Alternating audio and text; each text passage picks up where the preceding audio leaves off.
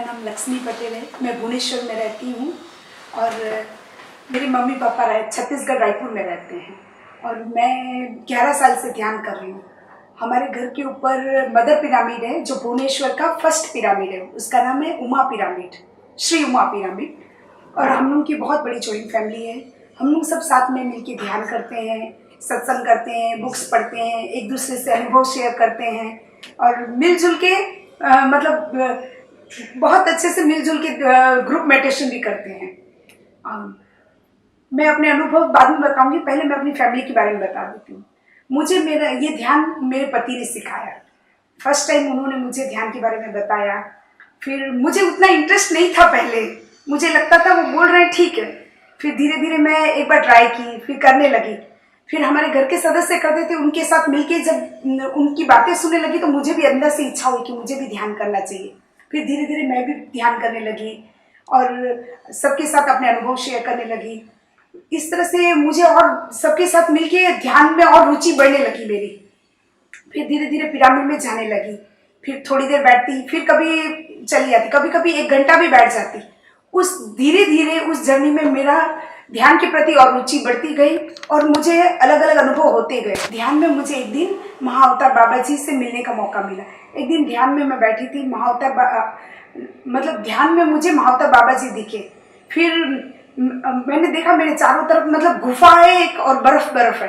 तो मैंने पूछा कि मैं यहाँ कैसे आ गई। तो महाअवतार बाबा जी ने ये कहा कि तुम मेरे साथ हिमालय में हो करके। फिर मैं एकदम से डर गई और आंख खोल दी मैंने, क्योंकि शुरू का ध्यान था, मुझे समझ में नहीं आया। वो फर्स्ट दिन था जब पहली बार मैंने महाअवतार बाबा जी को देखा था। फिर उसके बाद डर गई। फिर 2-3 दिन तक मैंने ध्यान नहीं किया।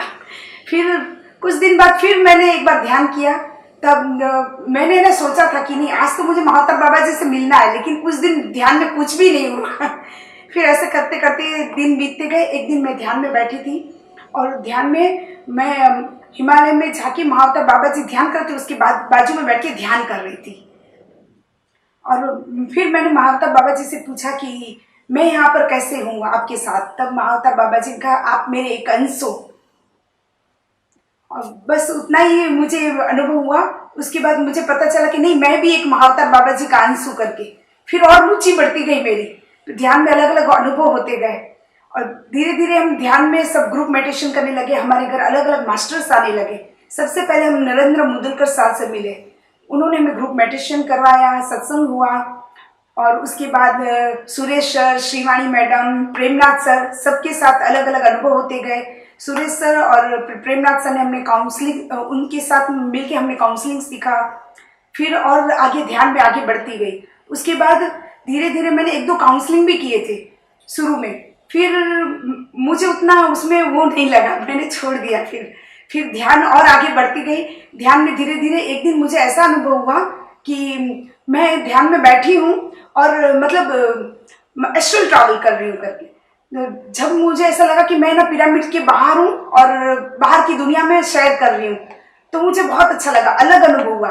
तब मुझे एक किताब मिली थी, आत्मा की यात्रा। तो जैसे ही मैंने पढ़ना स्टार्ट किया तो धीरे धीरे उसके प्रति इतनी रुचि बढ़ती गई कि मुझे भी लगा कि नहीं, मुझे ये इस तरह से सॉल जर्नी मुझे भी करनी है करके।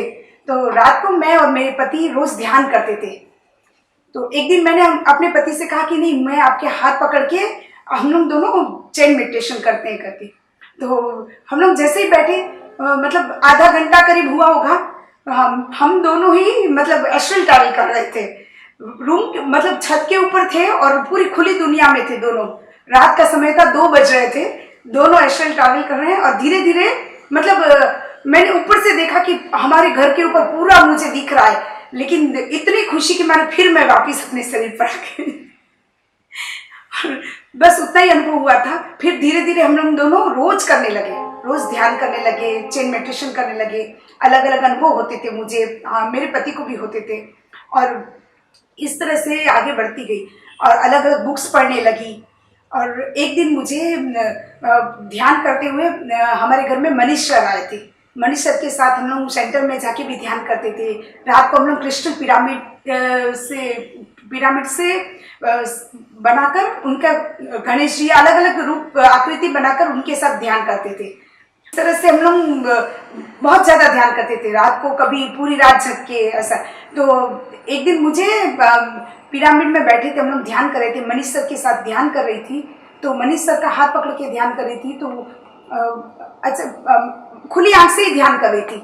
और उसी समय मैं पूरा जीरो हो गई और पूरा पता नहीं कुछ ही क्षण में मैं ना पिरामिड वैली पहुंच गई और वहां पर किंग चैम्बर में बैठ के ध्यान कर रही थी। एक छोटा सा अनुभव था ये मेरा। और उसके बाद तो मनीष सर के साथ अलग अलग बहुत सारे अनुभव हुए। उन्होंने बहुत अच्छे हमें मतलब उनके साथ सत्संग हुआ, बहुत अच्छा, बहुत ज्ञान मिला है उनसे मुझे।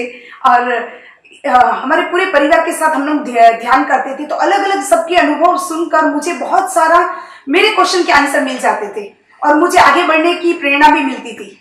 इस तरह से ध्यान करते हुए मुझे एक दिन हम लोग बैंगलोर गए थे, उस समय मुझे पिरामिड वैली में ध्यान करने का मौका मिला। उस समय मैं और मेरे बच्चे थे, खाली हम तीनों ध्यान कर रहे थे। तो मैंने देखा कि मेरे दोनों बच्चे ऋषि हैं, दोनों बैठ के ध्यान कर रहे हैं। मैंने आंख खोल के देखा, एक बार ध्यान में देखा कि दोनों मुझे एक ऋषि के रूप में दिख रहे हैं। लेकिन जैसे ही मैंने आंख खोल के देखा तो मुझे खुली आंख से भी वो दोनों ऋषि दिख रहे थे। जब मैंने उन्हें पूछा कि ये कौन से ऋषि है, तो मुझे गौतम ऋषि और एक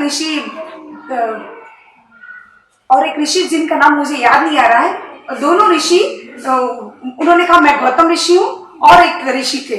उन दोनों ऋषि ने मुझे कहा कि मैं आपको इस दुनिया में आपको इसीलिए मैं आपके साथ हैं कि हम तीनों एक जन्म में साथ में थे और महाअवतार बाबा जी के ही हम तीनों अंश है करके।